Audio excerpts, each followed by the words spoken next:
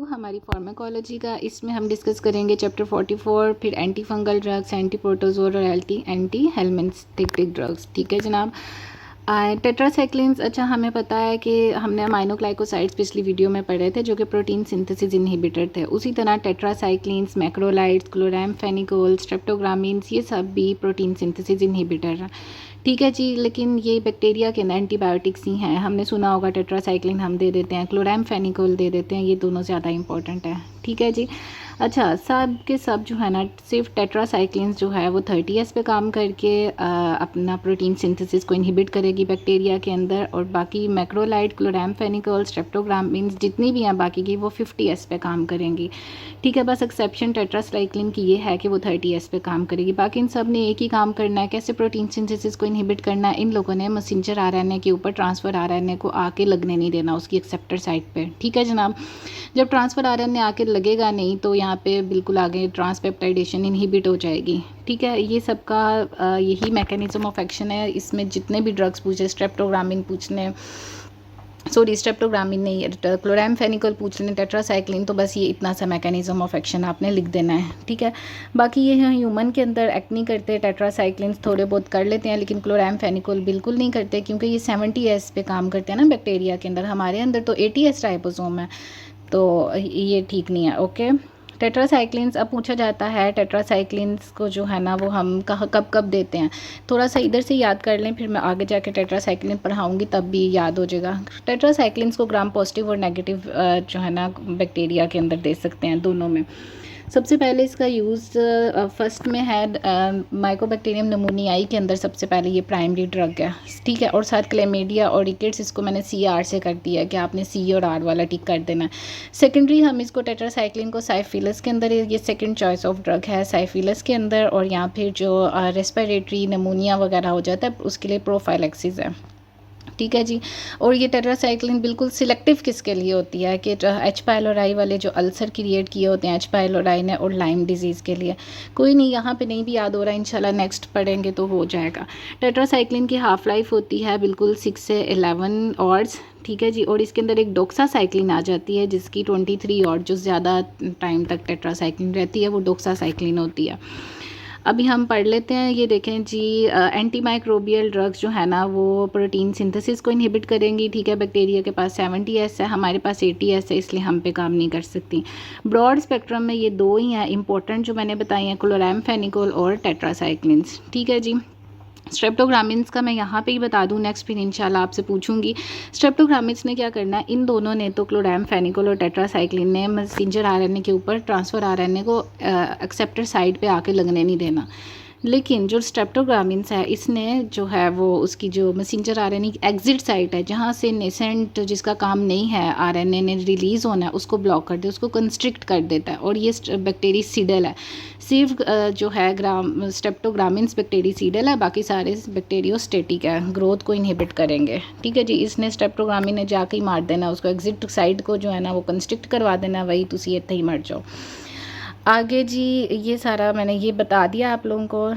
ठीक है, और मैकेनिज़्म ऑफ एक्शन, ये मैकेनिज़्म ऑफ एक्शन भी हम डिस्कस कर सकते हैं। ये बैक्टीरियोस्टेटिक इनहिबिटर्स हैं प्रोटीन सिंथेसिस के बैक्टीरिया के, ये सब के सब 50S पे काम करते हैं। एक्सेप्शन जो है वो टेट्रासाइक्लिन जो 30S पे काम करती है।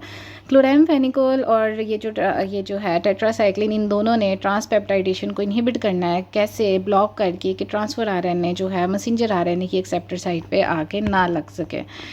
ठीक है जी। आगे टेट्रासाइक्लिन ने 30S पे काम करना है और सेम यही काम करवाना है। स्ट्रेप्टोग्रामिन्स का मैंने अभी बताया कि ये बैक्टीरियोसीडल होते हैं, फ़ौरन मार देते हैं और एग्जिट साइट को कंस्ट्रिक्ट कर देते हैं, यहाँ से नेसेंट पेप्टाइड जो हैं वो रिलीज़ ना हो।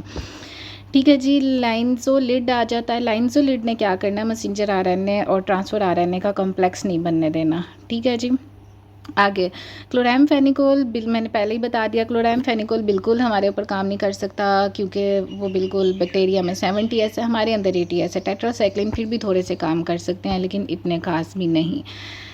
ठीक है जी। टेट्रासाइक्लिन्स के ऊपर अगर टॉपिक पे आ जाए, हमसे पूछा जाता है व्हाट आर टेट्रासाइक्लिन्स, तो आप लोगों ने बताना है कि बैक्टीरियोस्टेटिक है, प्रोटीन सिंथेसिस को इनहिबिट करते हैं। ठीक है जी। अब टेट्रासाइक्लिन को ओरल लेना है, याद रखना है। ठीक है, ओरल हम दवाई देते हैं टेट्रासाइक्लिन्स की ये, लेकिन हमने प्रेगनेंसी में नहीं देनी टेट्रासाइक्लिन, क्योंकि ये एक ऐसी ड्रग है जो प्लेसेंटा को क्रॉस कर जाती है, फीटस को डैमेज कर सकती है जाके। हिपैटिक ये मैंने पहले ही ऊपर लिवर और किडनी बना दिया कि जी मेटाबॉलिज्म लिवर में होता है, हिपैटिक मेटाबॉलिज्म और एक्सक्रीशन जो है वो किडनी से होते हैं। ये इंटेरो हिपैटिक रिसाइक्लिंग में जारी होती है बार बार टेट्रासाइक्लिन, इंटेस्टाइन से फिर हिपैटिक, फिर इंटेस्टाइन से हिपैटिक ही हूँ। इसकी जो हाफ़ लाइफ है मैं पहले डिस्कस कर चुकी हूँ, 6 से 11 आवर्स है, लेकिन जो डॉक्सासाइक्लिन है उसकी 23 आवर्स तक है, वो ज़रा उसकी हाफ़ लाइफ ज़्यादा है। और ना वो हिपैटिक मेटाबॉलिज्म होता है उसका, ना ही वो रीनल एक्सक्रीशन, बल्कि वो बाइल के अंदर फीसिस के अंदर एक्सक्रीट हो रही होती है। ठीक है जी, ये डॉक्सासाइक्लिन का मैंने बता दिया। अच्छा, इस चैप्टर में जितनी भी ड्रग्स है ना उसमें ज़्यादातर आप लोगों ने उसकी रेजिस्टेंस मैकेनिज़्म अगर पूछा जाए तो आप लोगों ने कहना ईफ्लक्स पंप, लाइक वो अंदर ईफ्लक्स पंप होगा उस बैक्टीरिया के अंदर, टेट्रासाइक्लिन आएगा तो वो कहे जी इसको बाहर निकलो बाहर मेरे अंदर से, ईफ्लक्स पंप होंगे सबके अंदर। लेकिन क्लोरैम्फेनिकोल में जो बस ना रेजिस्टेंस ईफ्लक्स पंप के ज़रिए नहीं है। क्लोरैम्फेनिकोल में मैं अभी बता देती हूँ क्या होता है कि क्लोरैम्फेनिकोल के अंदर ना कुछ प्लाज्मिड मीडिएटेड जो बैक्टीरियाज है ना, वो प्लाज्मिड की मदद से अपने अंदर ना एसाइल ट्रांसफेरेजेस बना देते हैं, जो क्लोरैम्फेनिकोल को भी ना इनएक्टिवेट कर देते हैं। ठीक है, टेट्रासाइक्लिन को तो बिल्कुल उन्होंने दफ़ा कर दिया बाहर ईफ्लक्स पंप के ज़रिए। ठीक है जी, अब हम देते किस में है टेट्रासाइक्लिन्स को, ये बात आ गई जो मैंने सबसे ऊपर बताई थी। टेट्रासाइक्लिन्स को प्राइमरी यूज़ करें तो ये जो माइकोप्लाज्मा नमूनियाई है इसमें देते हैं, और साथ CR क्लेमीडिया रिकेट CR में देने हैं। सेकेंडरी हम यूज़ करते हैं साइफिलस के अंदर एक्नी के ट्रीटमेंट में, और जो रेस्पिरेटरी जो ब्रोंकाइटिस वगैरह हो गया होता है उसमें, सिलेक्टिव या H. पाइलोराई के लिए, और लाइम डिजीज़ के लिए। ठीक है, ये वीडियो के स्टार्ट में मैंने बिल्कुल आपको बता दिया था, अब तो याद भी हो गया होगा इंशाल्लाह। नेक्स्ट जी देखें, हाँ इसकी टॉक्सिसिटी, अब इसकी टॉक्सिसिटी बहुत पूछी जाती है इसकी टेट्रासाइक्लिन्स की वाइवा में भी कि क्या होता है टेट्रासाइक्लिन। तो आप लोगों ने याद रखना है, good boys have really perfect VN, बिल्कुल गुड बॉयज़ की अच्छी परफेक्ट वीएन होती है। जी से GIT डिस्टर्बेंस कॉज करेगा, बोन्स की डिस्टर्बेंस, बोन स्ट्रक्चर्स को हिला देगा, और हिपैटिक और रीनल टॉक्सिसिटी, लिवर की टॉक्सिसिटी भी है इसमें और टेट्रासाइक्लिन को यूज़ करके, और किडनी की टॉक्सिसिटी भी है। हिपैटोटॉक्सिटी, रीनल टॉक्सिसिटी, और परफेक्ट से P से जो है वो फोटोवियन है इसकी टॉक्सिसिटी, और जो V से है वीएन के अंदर वो फिर वेस्टिब्यूलर अपरेटस की टॉक्सिसिटी है। ये देखें जी, GIT disturb, good boys B से hepatic toxicity, renal toxicity, have really, perfect से फोटोसेंसिटिविटी और वेस्टिब्यूलर अपरेटस। ठीक है जी, हाँ। अच्छा, मैंने आपको ऊपर मैक्रोलाइट्स का बताना याद नहीं रहा। हम टेट्रासाइक्लिन्स देते हैं, मैक्रोलाइट्स देते हैं, और क्लोरैम्फेनिकोल देते हैं। क्लोरैम्फेनिकोल हम आगे जाके पढ़ते हैं, जैसे हमने बिल्कुल टेट्रासाइक्लिन दिया वैसे क्लोरैम्फेनिकोल देंगे। लेकिन अंदर एक चीज़ आ जाती है मैक्रोलाइट्स, ये बिल्कुल आपको लफ्ज़ से लग रहा है लेकिन ये बहुत आसान है। मैक्रोलाइट्स अब क्या होते हैं, ये भी बैक्टीरिया की प्रोटीन सिंथेसिस को इनहिबिट करते हैं। इसके अंदर डिफरेंट चीज़ें आ जाती हैं, एरिथ्रोमाइसिन, क्लिंडामाइसिन, क्लेरिथ्रोमाइसिन, आप लोगों ने नाम सुना होगा। ठीक है, इसमें ये चीज़ें आ जाती है। इसको मैक्रोलाइट्स को भी हम एंटीबायोटिक्स हैं, इनको हम ओरली दे रहे हैं। मैक्रोलाइट्स इसको मैक्रोलाइट्स इसको क्यों कहा गया है, इसके अंदर एक लैक्टोन का जो है ना वो रिंग होता है जिसके साथ शुगर मॉलिक्यूल्स अटैच हैं। ठीक है जी, और ये जो सबसे ऊपर वाला एरिथ्रोमाइसिन है और क्लेरिथ्रोमाइसिन है, ये दोनों जो है ना रैपिडली एक्सक्रीट हो जाती है बॉडी से, 2 से 4 घंटे में रिलीज़ हो जाती है। लेकिन एजिथ्रोमाइसिन जो है ये थोड़ा सा तंग करती है, ये 2 से 4 दिन के लिए रहेगी हमारी बॉडी में। और मैं इधर ही बता दूं, ये जो एरिथ्रोमाइसिन है ये आप लोगों ने पहले भी सुना होगा, साइटोक्रोम P450 को इनहिबिट कर देता है। हालांकि लिवर के अंदर जो साइटोक्रोम P450 है उसका इतना इंपॉर्टेंट काम है, उसने तो सारे डिटॉक्सीफाई करना है सारे ड्रग्स को। तो जब साइटोक्रोम P450 नहीं होगा, ड्रग्स डिटॉक्सीफाई नहीं होंगे, तो ड्रग्स की कंसनट्रेशन बॉडी में ज़्यादा हो जाएगी। ठीक है जी, एजिथ्रोमाइसिन का भी मैंने बता दिया। ठीक है जी, लेकिन एजिथ्रोमाइसिन हमारा साइटोक्रोम P450 को कुछ नहीं कहती है। ठीक है जी, अब हम मैक्रोलाइट्स को किस किन सिचुएशंस में दे सकते हैं, मैं यहाँ से बताती हूँ। इसकी भी रेजिस्टेंस मैंने बताया ईफ्लक्स पंप से है, बस क्लोरैम्फेनिकोल की नहीं है जिसमें एसाइल ट्रांसफेरेजेस बन जाते हैं। क्लोरैम्फेनिकोल में मैं जाके इसके बाद पूछूंगी आपसे कि कैसे रेजिस्टेंस होती है। वो एसाइल ट्रांसफेरेजेस क्लोरैम्फेनिकोल को इनएक्टिवेट कर देते हैं, बैक्टीरिया जो है ना वो ऐसे बना लेता है एसाइल ट्रांसफेरेजेस। ठीक है जी, एरिथ्रोमाइसिन, अच्छा ये लाजमी आप लोगों ने याद रखना है। एरिथ्रोमाइसिन को हम कब कब दे सकते हैं, सी से, जिस MCQs के अंदर एरिथ्रोमाइसिन का यूज़ वगैरह पूछा होगा नीचे, किसके अगेंस्ट यूज़ करते हैं हम, सी वाली तीनों पे आपने टिक लगाना है। 7 ग्राम पॉजिटिव कोकाए। ठीक है जी। कॉर्डिनी बैक्टीरियम कंपाइलो बैक्टर हो गया, क्लेमिडिया हो गया, आप लोगों ने इसके अगेंस्ट लिख देना है इसको। अच्छा, एजिथ्रोमाइसिन कैसे हम देते हैं, हमेशा इन्फ्लुएंजा के अंदर और नाइजेरिया के अंदर, ठीक है। और जो क्लेरिथ्रोमाइसिन है इसको हम देते हैं MTH मतलब MFVM के अंदर, टॉक्सोप्लाज्मा के अंदर, और H से जो है वो H पाइलोराई के अगेंस्ट, ठीक है। इसमें से बेशुमार MCQs क्लेरिथ्रोमाइसिन से भी बनने हैं कि हम इसको किसके अगेंस्ट, MTH कभी नहीं भूलना, ठीक है। सबसे पहले जो है एरिथ्रोमाइसिन CCC।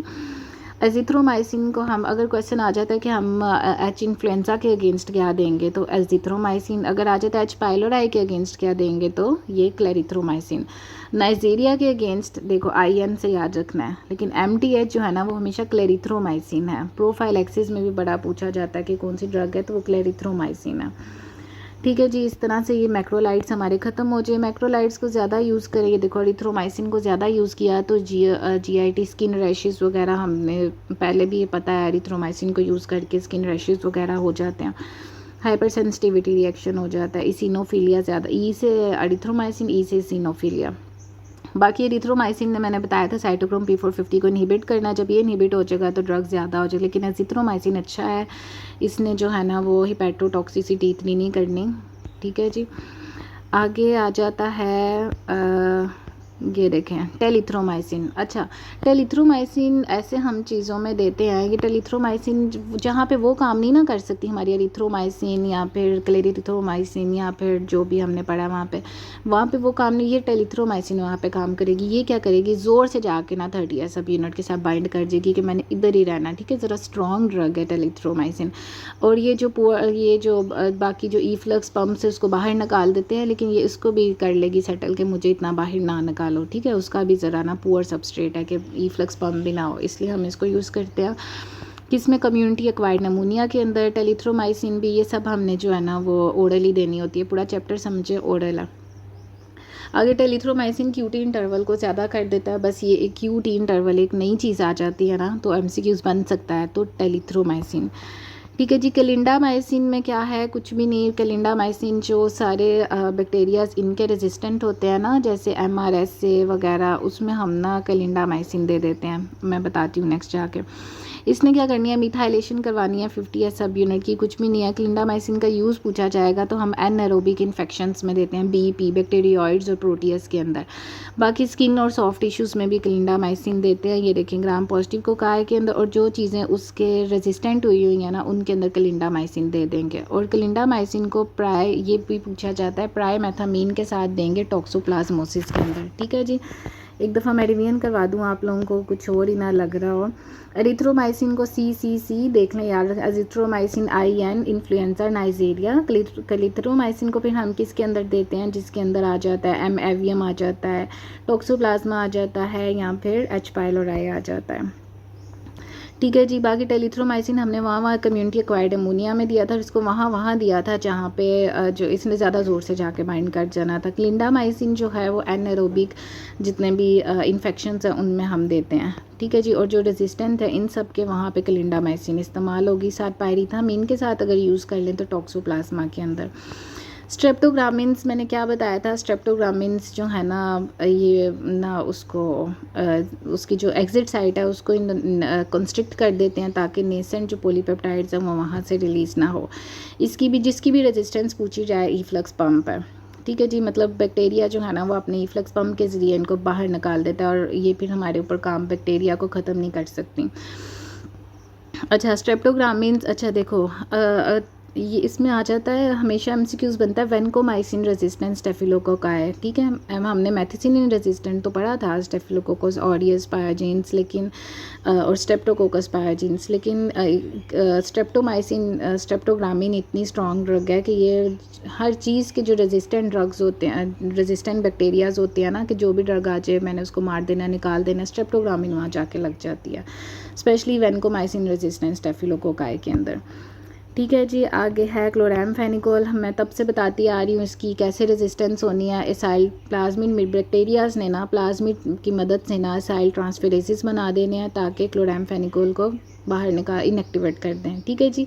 क्लोरैम्फेनिकोल को भी हम प्लस ये जो है ना ओरल देते हैं, लेकिन ना ये प्लेसेंटा से ना क्रॉस कर जाता है, जैसे टेट्रासाइक्लिन कर सकता है, लेकिन ब्लड ब्रेन बैरियर को क्रॉस टेट्रासाइक्लिन्स ने क्रॉस नहीं करना, क्लोरैम्फेनिकोल ने कर जाना है।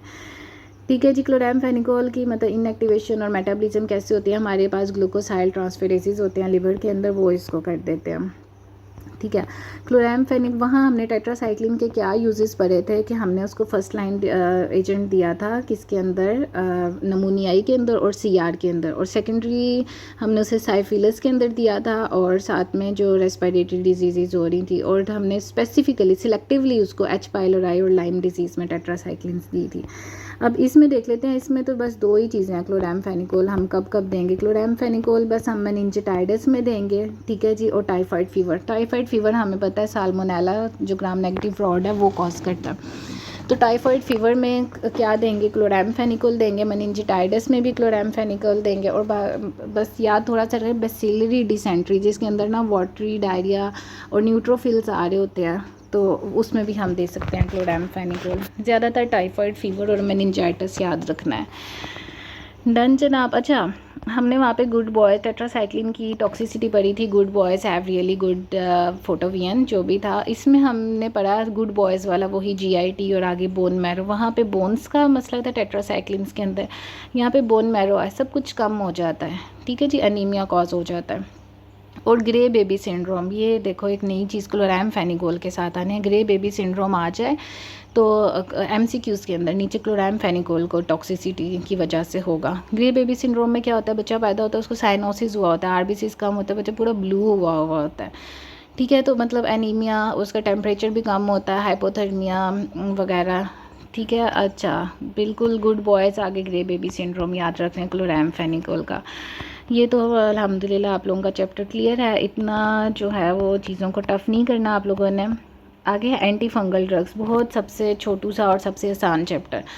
फंजाई, अब हम एंटी बैक्टीरियल तो नहीं दे सकते ना फंजाई के अंदर, क्योंकि फंजाई के अंदर तो एक उसकी सेल वॉल जो सेल मेम्ब्रेन होती है फंजाई की, उसके अंदर तो इर्गोस्टेरोल होता है, एक स्पेशल किस्म का स्टेरोल होता है। उसको अगर हम डिस्टर्ब कर देंगे ना, तब उनके अगेंस्ट अगर हम एंटी फंगल ड्रग्स दे दें तो वो मर जाएगा फंजाई उसी टाइम पे, फंगल इन्फेक्शन कम हो जाएगा।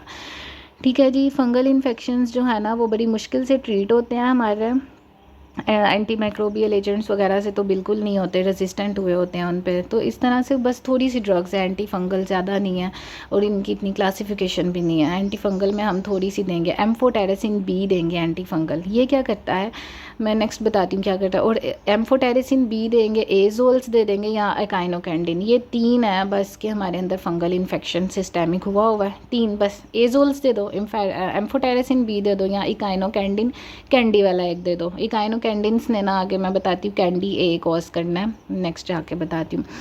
अच्छा जी। एम्फोटेरेसिन बी जो फंजाई की सेल वॉल के अंदर, सेल मेम्ब्रेन के अंदर, ये देखो एर्गोस्टेरोल होता है ना, ये वहाँ जाके लग जाता है एर्गोस्टेरोल के साथ, और उसकी पूरी सेल मेम्ब्रेन के अंदर ना जो है ना आर्टिफिशियल पोर्स कॉज कर देना और फंजाई की डेथ करवा देता है। ठीक है, ये एम्फोटेरेसिन बी। अच्छा, एंटी फंगल ना हम आईवी देते हैं ज़्यादातर, लेकिन कुछ ओरल भी दे देते हैं, जैसे मैं आगे बताऊँगी फ्लोसाइटोसिन आ गया। ठीक है जी। और एम्फोटेरेसिन मतलब एंटी फंगल जो है ना सिस्टेमिक, वहाँ पे फंजाई पे ही जाके लगेगी, ना ब्लड ब्रेन बैरियर को क्रॉस करेगी, ना सीएनएस में जाएगी, कुछ मिनी बसेस ने वहाँ जाके फंजाई को ही ख़त्म करना है। ठीक है जी। एम्फोटेरेसिन का मैं बता दूं तो 2 वीक्स हाफ लाइफ होती है। एंटी फंगल एंटीबायोटिक्स फिर भी जल्दी एक्सक्रीट हो जाती है, लेकिन ये जो है एंटी फंगल जो हम देते हैं ये बॉडी में ज़्यादा देर तक रहती हैं, 2 वीक्स हाफ लाइफ है, सीएनएस को क्रॉस नहीं करती। ठीक है जी। एजोल्स का भी मैं फंक्शन बता दी और काइनोकैंडिन्स का भी बताती हूँ। ये देखो जी, एम्फोटेरेसिन बी ने ये एर्गोस्टेरोल के साथ बाइंड कर गई और यहाँ पे इसने फंगल डेथ करवा दी। लेकिन जो एजोल्स हैं उन्होंने क्या किया, एर्गोस्टेरोल बनने ही नहीं दिया। लाइक जो लेनोस्टेरोल से एर्गोस्टेरोल उसकी सिंथेसिस का स्टेप था उसको ब्लॉक कर दिया एजोल ने, कि ये बने ही ना और फंजाई को ये मिले ही ना और फंजाई की फ़ौरन डेथ हो जाए। ठीक है जी। और ये साइटोक्रोम P450 के अंदर हो रहा होता है, एर्गोस्टेरोल बन रहा होता है लेनोस्टेरोल से। एजोल का यहाँ से फंक्शन क्लैरिफाई होगा। और इकाइनोकैंडिन्स जो अभी आगे, ये सारी एंटी फंगल, यहाँ से ये 3 याद रख लो, ये डायग्राम याद रहेगी तो ये 3 याद रहेंगी एंटी फंगल। तो उसकी सेल मेम्ब्रेन के अंदर एक बीटा ग्लूकन भी प्रेजेंट होता है, उसके अगेंस्ट जो हम ना इकाइनोकेंडिन्स उसको इनहिबिट कर दें तब भी जो है ना वो फंजाई की डेथ हो जाती है। ठीक है जी, अब पढ़ते हैं हम अपने एम्फोटेरेसिन बी, बड़ा प्यारा सा छोटू सा एंटी फंगल सिस्टेमिक इन्फेक्शंस को करता है, सारा मैंने बता दिया। आईवी लाइन हम इसको देंगे, इधर ही रहेगा, सीएनएस में क्रॉस नहीं करेगा, 2 वीक्स इसकी हाफ लाइफ होगी। मैकेनिज्म मैंने पहले बता दिया। अच्छा, कौन कौन से फंगल इन्फेक्शंस में हम एम्फोटेरेसिन देंगे? ए बी सी एच से याद रखना है, एस्परजिलोसिस आ जाए, ब्लास्टोमाइसिस आ जाए, जोन सा भी जो है ना वो फंगल इन्फेक्शंस आपके सामने आ जाए, क्रिप्टोकोकस, हिस्टोप्लाज्मा, ABCH वाले के अंदर आपने ना एम्फोटेरेसिन बी, ये ABCH ऐसे याद नहीं रखना कि बस अभी के लिए, MCQ पॉइंट से याद रखना है क्योंकि MCQ बनना है इसमें से, एम्फोटेरेसिन बी में से। ठीक है जी, ABCH के अंदर। अच्छा हाँ, एम्फोटेरेसिन अगर हम ज़्यादा यूज़ कर लें तो ये देखें जी, तो BP इसकी टॉक्सिसिटी में क्या करता है, एंटी फंगल के अंदर BP को कम कर देते हैं, शॉक कॉज करवा देते हैं। ठीक है, और एक MCQ बड़ा इंपॉर्टेंट आता है कि एम्फोटेरेसिन बी जो है ना हमारे रीनल एपिथेलियल सेल्स के साथ भी बाइंड कर जाता है और नेफ्रोटॉक्सिसिटी भी कर जाता है। लेकिन अगर हम एम्फोटेरेसिन की लाइपोसोमल फॉर्म दे दें, ये देखें जी, लाइपोसोमल फॉर्मुलेशन दे दें तो इसके नेफ्रोटॉक्सिक जो इफ़ेक्ट्स है कम हो सकते हैं। ठीक है जी, एक तो इसने टॉक्सिसिटी में आ गया, ब्लड प्रेशर को कम करके शॉक कर दिया, शॉक स्टेट, लेकिन नेफ्रोटॉक्सिसिटी भी कर सकता है। जब देखें किडनी डैमेज होगी तो एरिथ्रोपोइटिन वगैरह बनेगा नहीं, बॉडी में एरिथ्रोपोइसिस नहीं होगी और सब कुछ। ठीक है, और इसको अगर हम लाइपोसोमल फॉर्म दे दें तो फिर नेफ्रोटॉक्सिसिटी पाजी कोई नहीं होने वाली। नेक्स्ट है जी फ्लूसाइटोसिन, ये देखें बिल्कुल एंटी फंगल अगर ओरल देनी है, एविलाइन नहीं लगानी तो फ्लूसाइटोसिन दे दो। ये क्या करता है, फ्लूसाइटोसिन सेल के अंदर जाके ना फ्लो यूरासिल के अंदर कन्वर्ट हो जाता है, और हमें पता है फ्लोरो यूरासिल क्या होता है, ये तो एंटी कैंसर ड्रग है ना कि फ़ौरन जो है ना सेल की डेथ कॉज कर, फंग जाएगी फुल उसी टाइम डेथ। ठीक है जी, लेकिन ये है कि ये CNS एम्फोटेरेसिन बी नहीं CNS को क्रॉस करती, ये फंगल इन्फेक्शन अगर CNS को क्रॉस कर गया ये वो, तब भी CNS को क्रॉस करेगी ये ड्रग फ्लूसाइटोसिन। ठीक है जी, आगे। अच्छा, इसको हम फ्लूसाइटोसिन को अक्सर एम्फोटेरेसिन बी के साथ ही देंगे। ठीक है, क्योंकि इसकी ना फटाफट इसके अगेंस्ट ना रेजिस्टेंस कॉज हो जाती है, इसलिए हम ना उसके साथ ही देंगे कि थोड़ी रेजिस्टेंस में देरी हो जाए, इतनी जल्दी जो है ना इसको ना फेंक के बाहर फंजाए अपने अंदर से, एम्फोटेरेसिन साथ देंगे। ठीक है जनाब, फ्लूसाइटोसिन हमारे सेल फंजाई के सेल के अंदर जाके देखें 5 फ्लोरोयूरासिल के अंदर कन्वर्ट हो जाती है। 5 फ्लोरोयूरासिल हमें क्या पता है कि क्या ये थाइमिडाइलेट को इनहिबिट कर देता है, सिंथेस को, साथ ही ना जो सेल की डेथ फंजाई की डेथ हो जाती है, फंजाई के सेल्स की आगे से फिर फंजाई की। अच्छा, ये अंदर जाता कैसे, परमिएज के थ्रू, और अंदर डीएमाइनेज होता है जो इसको साइटोसिन से 5 फ्लोरोयूरासिल के अंदर कन्वर्ट हो रहा होता है। ठीक है जी, परमिएज और डीएमाइनेज इसका याद रखना है। तो अगर रेजिस्टेंस इसलिए भी हो जाती है अगर परमिएज और डीएमाइनेज की एफिनिटी कम कर दें या कुछ इस तरह का कर दें, इन एंजाइम्स को कम कर दें, तब भी साइड इसने 5 फ्लोरोयूरासिल में करके बर्बाद कर देना बस फंजाई को। अच्छा, इसको हम किस में सी कैंडिडियासिस पूछा जाए, क्रिप्टोकोकस पूछा जाए तो यही है बस। ठीक है, एम्फोटेरेसिन को ABCH में दिया था, भूलना नहीं है। एजोल्स आ गए आपके पास कि एजोल्स ने क्या करना था, मैंने बताया था लेनोस्टेरोल से ईर्गोस्टेरोल नहीं बनने देना डायग्राम में। ठीक है जी, इसके अंदर डिफरेंट आ जाते हैं, हम यहाँ से पढ़ते हैं। ये देखो साइटोक्रोम P450 के अंदर हो रहा होता है, ये मैंने आपको डायग्राम जब समझाई है तभी बताया इसका मैकेनिज्म ऑफ एक्शन। कीटोसोनाजोल अक्सर आप लोगों के लिखा होता है लिक्विड फार्मूलेशंस के ऊपर भी, कीटोसोनाजोल। ठीक है, इसकी टॉक्सिसिटी ज़्यादा है इसलिए हम इसको ना बहुत स्वेयर कंडीशंस में यूज़ करते हैं कीटोसोनाजोल को। तो ब्लास्टो हिस्टोकोकियो याद रखना है, कोक्सियो। ठीक है, इस आगे जो फ्लूकोनाजोल मैं पढ़ाने लगी हूँ इसमें से MCQs आता ही आता है। फ्लू ने क्या करना है कि क्लीन करवा देना हमारे माउथ को, हमारी मेनिंजिस को। माउथ पे हाथ रखें, सर पे हाथ रखें, और साथ में जो है ना वो वजाइना भी कुछ केसेस में कर सकता है। फ्लू कैन अच्छा, अगर आ जाए आपके पास इसोफेजियल कैंडियासिस आ जाए या मेनिंजाइटिस के अंदर। अच्छा, अक्सर क्वेश्चन आता है अगर मेनिंजाइटिस के अंदर हुआ है तो क्रिप्टोकोकस मेनिंजाइटिस में तो हम कोनाजोल देंगे। अगर मेनिंजिस आ जाए, अगर वजाइना का इन्फेक्शन, फंगल इन्फेक्शन आ जाए, अगर माउथ का फंगल इन्फेक्शन आ जाए तो क्या, फ्लूकोनाजोल। ठीक है जी। सी यहाँ भी थोड़े से आ जाते हैं। बस माउथ, मेनिंजेस और वजाइना याद रखना है। इट्राकोनाजोल अब क्या करता है, सेम उसी तरह जैसे कीटोकोनाजोल करता है हिस्टो, ब्लास्टो और कोक्सियो, लेकिन ज़्यादातर जो है ना जो कोक्सीडियोडीज़ है उसके अंदर ज़्यादा इट्राकोनाजोल इस्तेमाल होता है। ठीक है जी। वोरिकोनाजोल आप लोग वैसे ही याद रख लें। वोरिकोनाजोल जो है ना ये बड़ी ही इन्वेसिव है अस्परजिलस के अगेंस्ट, प्यारी सी अस्परजिलस की है। अस्परजिलस का क्वेश्चन आएगा तो voriconazole very invasive Aspergillus killer. ठीक है जी। वोरिकोनाजोल अस्परजिलस का। अच्छा, पोसाकोनाजोल, पी से पोसाकोना, पी से ये पावरफुल जो है ना वो प्रोफाइलेक्सिस है। ठीक है। अगर म्यूकर का लफ्ज़ आ जाए तो एंड पे पोसाकोनाजोल। जब मैं आपसे एमसीक्यूज़ पूछी कोक्सीडायोडीज़ के अगेंस्ट अगर हमने देना हो तो हम क्या देंगे, इट्राकोनाजोल। ठीक है जी। अगर मैं पूछूँ अस्परजिलस के अगेंस्ट क्या देना है, वोरिकोनाजोल। ठीक है। अगर मैं आपसे पूछूं कि क्रिप्टोकोकस मेनिंजाइटिस के अगेंस्ट हम कौन सी ड्रग देंगे, कीटोकोनाजोल देंगे, फ्लूकोनाजोल देंगे, ट्राकोनाजोल, तो फ्लूकोनाजोल। ठीक है जी। और एडवर्स इफेक्ट की वजह से कीटोकोनाजोल को थोड़ा कम ही हम यूज़ करते हैं। और अगर मैं पूछूं कि म्यूकर का कोई क्वेश्चन करूँ कि जिसके अंदर म्यूकर माइकोसिस वगैरह हो रही है तो आपने एंड पे यार ये तो पोसा एंड वाला जो था क्या, पोसाकोनाजोल। ठीक है जी। पोसाकोनाजोल डन हो गया हमारा ये प्यारे से फंगल इकाइनोकैंडीन। बिल्कुल इसको कैसे कैंडीज़ की तरह याद रखना है कि इसने ना कैंडी ए से याद रखना है। इसने कैंडिएसिस के अगेंस्ट काम करना है और एस्परजिलोसिस, इन्वेसिव एस्परजिलोसिस के अगेंस्ट काम करना है। इन दोनों के अगेंस्ट कैंडी। इकाइनोकैंडीन भी मैंने बता दिया, जो बी ग्लूकन, बल्कि मैं यहाँ से थोड़ा बता ही दूँ कि वीडियो अगर आपने आगे करके देखी है तो हाँ, ये देखो ग्लूकन सिंथेज है ना यहाँ पे, इसको इनहिबिट करता है। ठीक है। और किसके अगेंस्ट होता है, कैंडिएसिस और एस्परजिलोसिस के अगेंस्ट होता है। ये मैकेनिज्म ऑफ एक्शन आ गया। इसके अंदर इकाइनोकैंडीन के अंदर जी सेस्पोफेंजिन भी होता है, फंजिन भी और अमीकाफुंजिन भी होता है। सेस्पोफेंजिन की हाफ लाइफ ये आप खुद देख लीजिएगा। ठीक है जी। एंटी फंगल बहुत मज़े के थे, गुजर गए। आगे एंटी प्रोटोजोअल, ये भी छोटे से हैं, इतने खास नहीं हैं। प्रोटोजोअल मतलब हम मलेरिया के अगेंस्ट कौन कौन सी दवाई देते हैं। एक बंदा आया उसको मलेरिया है तो आप लोग क्या दोगे उसको, क्लोरोक्विनीन देंगे या क्विनीन देंगे या आर्टीमेथन्स देंगे। ठीक है जी। ये सब ना वो प्लाज्मोडियम को इनहिबिट करेंगे। प्लाज्मोडियम वाइवेक्स है, ओवेल है जिसने मलेरिया कॉज करना था। ठीक है। फेल्सीपैरम है, ये आपको पैथो में भी मैंने पढ़ाया हुआ है अच्छे से। क्लोरोक्वीन देंगे सबसे पहले। अच्छा, मैं बताती ओरल देंगे। सारे ये एंटी मलेरियल ड्रग्स हम ओरल देते हैं। ठीक है जी।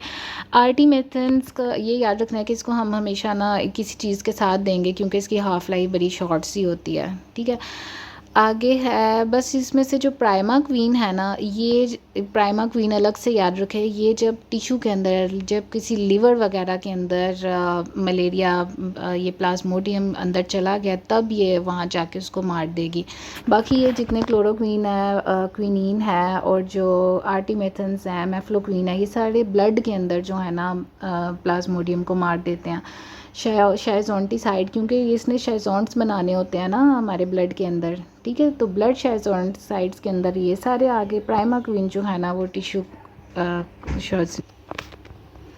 जी। तो मलेरिया के अगेंस्ट हमने ये देखो टिश्यू शाइज़ोंटिसाइड्स की बात करें, जो शाइज़ोंट्स को मारने वाला शाइज़ोंटिसाइड्स हो गया। ठीक है। क्योंकि मलेरिया ने अंदर शाइज़ोंट्स बन जाते हैं। ठीक है।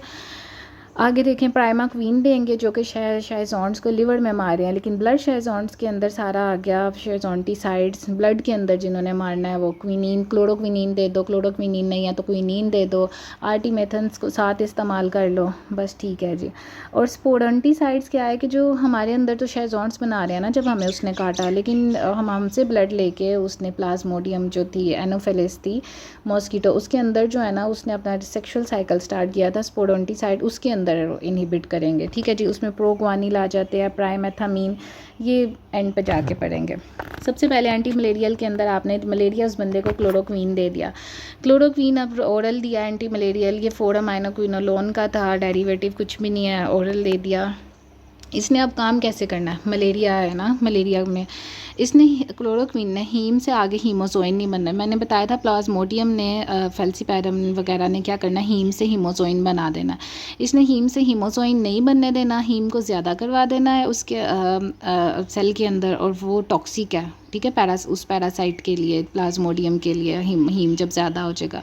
तो इस तरह हम एंटी मलेरियल में दे सकते हैं। वो आपसे पूछा भी जाएगा कि एंटी मलेरियल में क्लोरोक्विनीन दे देते हैं, ठीक है। इसकी रेजिस्टेंस इस तरह से है कि ये सेल में आए ही ना उस ट्रांसपोर्टर को, वो जो उसका ट्रांसपोर्टर था पी फेल्सीफेरम का, प्लाज्मोडियम फेल्सीपेरम का, जो क्लोरोक्वीन रेजिस्टेंट ट्रांसपोर्टर उन्होंने एक बना दिया उसके अगेंस्ट बाहर। अच्छा, क्लोरोक्वीन को कैसे NS से याद रखना है, CNS, सी से क्लोरोक्वीन, इसने NS में लाइक नॉन फेल्सीपेरम और सिलेक्टिव फेल्सीपेरम के अगेंस्ट इसने काम करना है। बाकी कीमो भी, CNS कीमो प्रोफाइलैक्सिस के अंदर भी इसने काम करना है, ठीक है जी। ये पूछा जाएगा आपसे, लेकिन कुछ ऐसे इलाके होते हैं जहाँ पे ना क्लोरोक्वीन रेजिस्टेंट हुई होती है उन लोगों के अंदर, फिर उसमें हम क्या देंगे, आर्टीमेथन्स दे देंगे या तो फिर क्विनीन दे देंगे। आर्टीमेथन्स जो हैं ये आ गया आर्टीमेथन्स। इन्होंने जैसे उसने हीम से हीमोजोइन बना के हीम को ज़्यादा कर दिया ना क्लोरोक्वीन ने, आर्टीमेथन्स ने ऐसा कुछ नहीं, इन्होंने बस खुद ही ना फ्री रेडिकल्स में कन्वर्ट हो जाना होता है। पैरासाइट का जो फूड वैक्यूल होता है ना पीछे, उसके अंदर जो है ना इसने फ्री रेडिकल्स बना देने हैं। इसकी हाफ़ लाइफ छोटी होती है, मैंने पहले आप लोगों को बताया था आर्टीमेथन्स की, इसलिए हम इसको ना क्लोरोक्विनीन के साथ ही यूज़ करते हैं, ठीक है जी। और ये ड्रग ऑफ चॉइस है, अगर क्लोरोक्विन रेजिस्टेंट है तो फिर आर्टीमेथन्स दे देंगे, अगर आर्टीमेथन्स भी काम नहीं कर रहे तो क्विनीन दे देंगे। क्विनीन जो है अब ये क्या करता है, अब ये हीम से हीमोजोइन तो नहीं बनाएगा, क्वीन का, बल्कि मैं इधर आप लोगों को बता देती हूँ। ये देखें क्विनीन जो है ना ये जाके उसके डीएनए के ऊपर, पैरासाइट का जो डीएनए उसके साथ लग जाती है ज़ोर से जाके, उस डबल स्ट्रैंडेड डीएनए की सेपरेशन नहीं होने देती, ना सेपरेशन होगी और ना ही जो है ना आगे इसकी ट्रांसक्रिप्शन होगी, ना वो आगे ग्रो करेगा, ठीक है जी। इसको क्विनीन, लेकिन इसका बड़ा लंबा थेरेपी होती है, लॉन्ग ड्यूरेशन। इसको कम करने के लिए हम ना क्लोरोक्विनीन वगैरह या किसी के साथ देंगे इसको, कि इतना जो है वो ज़्यादा देर तक पैरासाइट्स को मार मार के किसी और पे ना एक्ट कर दें। आर्टीमेथन्स की तो शॉर्ट हाफ लाइफ थी, इसलिए हम उसको दूसरों के साथ दे देते। ये मैकेनिज्म ऑफ एक्शन हो गया कि स्ट्रैंड्स को साथ लग गया, स्ट्रैंड को अलग नहीं होने दिया, ठीक है। क्विनीन को जो है ना हम उसकी क्लिंडामाइसिन वगैरह के साथ इस्तेमाल करेंगे कि उसकी थेरापी की ड्यूरेशन कम हो जाए। ब्लैक वाटर फीवर और सिंकोनिज़म जो है ना क्विनीन की ज़्यादा इस्तेमाल की वजह से, सिंकोनिज़म के अंदर क्या हो जाता है, हेडेक हुआ होता है, मतलब वर्टिगो, चक्कर आ रहे होते हैं, ब्लड भी अंदर डबल नज़र आ रहा होता है, पेट में भी दर्द होती है, GIT डिस्टर्बेंस। बाकी ब्लैक वाटर फीवर हमने पता था प्लाज्मोडियम, जब मलेरिया होता है ब्लैक वाटर फीवर मलेरिया की तरफ आप लोगों को लेके जाएगा। मेफ्लोक्वीन कुछ भी नहीं है जी, मेफ्लोक्वीन एक प्रोफाइलैक्टिक ड्रग है।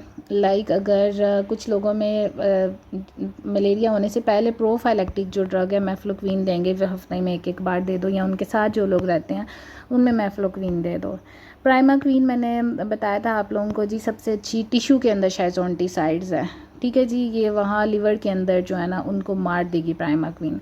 प्राइमाक्वीन भी हम ओरल एडमिनिस्ट्रेशन देंगे। अच्छा, प्राइमाक्वीन, अच्छा लिवर से याद रखना है कि ये जेमेटोसाइड है, लाइक उसकी गेमेटोजेनेसिस को फ़ौरन उसकी लार्वल स्टेज को इनहिबिट कर देगी, और सेलुलर ऑक्सीडेंट है, सेल ऑक्सीडेंट बना के डैमेज करवा देगी, ठीक है जी। इसको हम किस किस में देते हैं, प्राइमाक्वीन को जो है ना ये देखें, इनके अगेंस्ट अगर जब भी जो है ना वो टिश्यू शाइजोंटिसाइड की बात होगी, और इसको भी हम ब्लड शाइजोंटिसाइड्स के साथ देंगे, जिसमें क्लोरोक्वीन आ गया, क्वीन जिसने डीएनए की सेपरेशन नहीं होने दी, क्लोरोक्वीन ने हीम से हीमोजोइन नहीं बनने दिया, डन जी। आर्टीमेथन्स के साथ इस्तेमाल हो, वो जो सेल टॉक्सिसिटी प्रोडक्ट्स में चले जाते हैं अंदर, ठीक है जी। आगे नेक्स्ट आ गया आपके पास ये जो पैरासाइट्स के अंदर, उस पैरासाइट जिसने हमें काटा उसके अंदर जो हो रहा होता है एंटीफोलेट ड्रग्स। मैं पिछली वीडियो में आप लोगों को सल्फोनामाइड्स बड़ी अच्छे तरीके से पढ़ा चुकी हूँ, एक दफ़ा वो आप लोग देख लें, फिर आप लोगों को कुछ भी नहीं कन्फ्यूजन रहेगी। पाबा का एनालॉग होता है सल्फोनामाइड्स, उसमें मैंने सारा बताया यार, एक बार आप लोग वहाँ पर देख ही लो, ठीक है। अच्छा, प्राइमेथामीन और प्रोग्वानिल जो है ना ये दोनों स्पोरोजोंटासाइड हैं, लाइक उसकी सेक्सुअल साइकिल को नहीं आने देती, जिसमें पायरीमिथामीन को हम हमेशा यूज़ करते हैं ये इसके साथ सल्फाडॉक्सीन अब क्या होता है, लाइक सल्फोनामाइड के साथ इस्तेमाल करेंगे। और जो प्रोग्वानिल है उसको प्रो-अटोवो मैंने इस तरह से याद किया था अपने टाइम पे, ठीक है जी। ये आप लोगों की सारी हो गई ख़त्म एंटी मलेरियल ड्रग्स। आगे आ जाती है एमीबीएसिस के लिए कौन सी ड्रग्स होती हैं, ठीक है। एमीबीएसिस अच्छा ल्यूमन के अंदर है ना, अगर तो हम डिप का वर्ड यूज़ करेंगे। डिप मतलब डायलोक्सानाइड फ्यूरेट, मैंने तो इसको याद भी नहीं किया था, बट डिप आई वाला जो होगा और पैरो वाला जो होगा ना, मैंने कहा था मैं वो टिक करके आऊँगी, डिप वाला, ठीक है जी। ये सिम्टोमेटिक का अगर पूछा जाए कि एमीबीएसिस को इनहिबिट करना है और ये सिम्टोमेटिक है, तो हमेशा आप लोगों ने डी वाला याद रखना है, डी वाला। बाकी आईपी जो है ना उसमें भी इंट्राल्यूमिनल इस्तेमाल करते हैं। अच्छा, जब मैं आपको पैथोलॉजी पढ़ा रही थी तब मैंने आपको बताया था मेबेंडाजोल और मेट्रोनिडाजोल भी बताया था, टिनिडाजोल भी बताया था।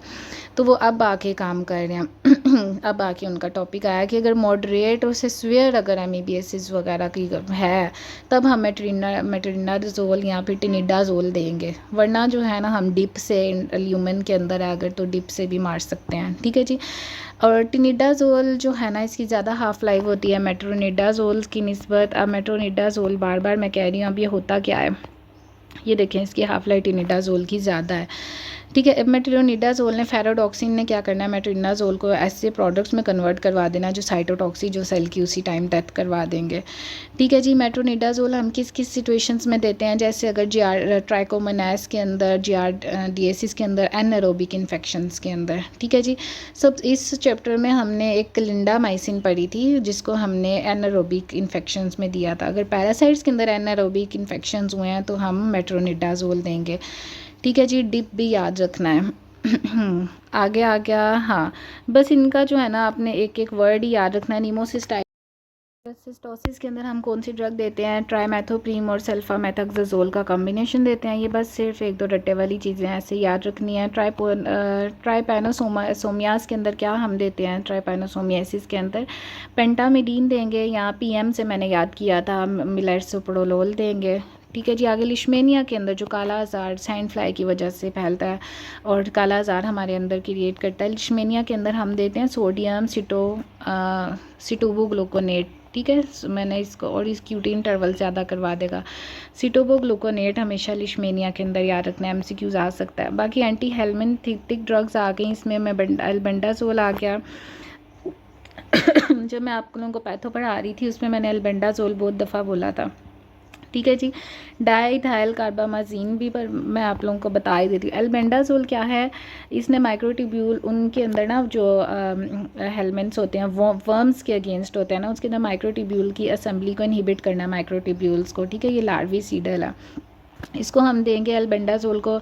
अगर कहीं पे पिनवर्म आ जाए, विप वर्म आ जाए, फ्लेरिएसिस आ जाए, टेप वर्म आ जाए और हाइड्रेटेड डिजीज़ आ जाए, इस तरह के वर्म्स आ जाए, एल्बेंडाजोल जो है ना बड़ी अच्छी ड्रग है इन पैरासाइट्स के अगेंस्ट, ठीक है। डाइथाइल कार्बामाजीन ने क्या करना है, इसको बाहर निकाल देना है कि आ जाओ, इसको जो है ना फ्लेरियल इन्फेक्शंस के अगेंस्ट इसने डिस्प्लेस कर देना है, टिश्यू से निकल के बाहर आते जाओ, बाहर तुम लोगों को होस्ट डिफेंस जो है ना वो मार देगा डाइथाइल कार्बामाजीन से। ये लोअर डिजीज़ मैंने आपको पैथोलॉजी में पढ़ाई, या फ्लेरिएसिस के अगेंस्ट आ जाए जिसमें माइक्रोफ्लेरिसिस हमारे ब्लड में घूम रहे होते हैं, तो डाइथाइल कार्बामाजीन।